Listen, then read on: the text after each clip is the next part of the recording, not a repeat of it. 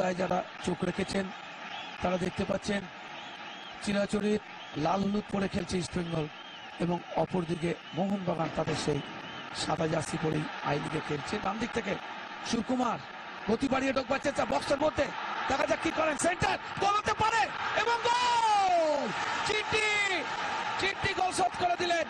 একটা সংঘবদ্ধ আক্রমণ, যেভাবে সুকুমার চলে গিয়েছিলেন দেখুন, আনন্দ প্রকাশ করার ভঙ্গিমাটি, উল্লসিত মোহনবাগান সমর্থকেরা, লাল হলুদ সমর্থকেরা কিছুক্ষণ আগে যুব ভারতী মাতিয়ে দিয়েছিল।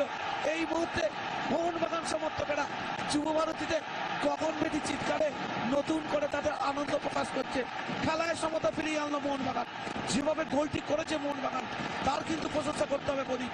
যেভাবে সুকুমার গতি বাড়িয়ে ঢুকেছে এবং বুদ্ধিমত্তার সাথে পাসটি রেখেছেন এবং চিট্টি যে কাজটি করেছে দেখুন, কিভাবে গতি বাড়িয়ে বক্সের মধ্যে ঢুকে পড়েছেন, একেবারে উইঙ্গারের মতো, একজন পজিটিভ উইঙ্গারের মতো পাসটি করেছেন। একেবারে প্রথম পোস্টে আঘাত করে যেভাবে পাসটি রেখেছেন চিট্টির উদ্দেশ্যে, তার কিন্তু প্রশংসা করতেই হবে। এবং চিট্টি কোনো ভুল করেননি, ডান পায়ে বলটিকে জালে জড়িয়ে দিয়েছে। এই মুহূর্তে যুব ভারতী ক্রীড়াঙ্গনে খেলার ফলাফল মোহনবাগান 1 ইস্টবেঙ্গল 1। তবে প্রদীপ, ইস্টবেঙ্গল গোলটি পেয়েছে, মোহনবাগান রক্ষণে কিছুটা ভুল ছিল, কিন্তু মোহনবাগান যেই গোলটি করেছে সেই গোলটির মধ্যে কিন্তু একটা সৃষ্টিশীলতা ছিল, তার মধ্যে একটা দক্ষতা ছিল এবং একটা নিপুণতা ছিল।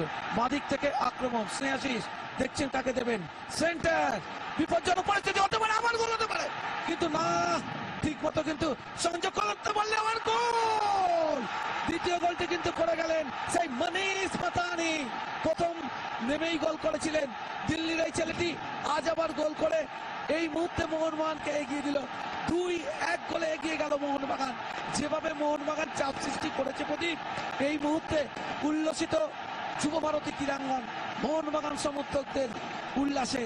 এবং তুমি যে কথাটি বলছিলে, অকাল দীপাবলির কথা বলছিলে, আসলে কলকাতার মাঠে এই প্রথম দুই দল তো পরস্পরের মুখোমুখি হচ্ছে, অনেক বারুদ তাদের কাছে মজুত রয়েছে, সেগুলোকে তো ব্যবহার করতে হবে।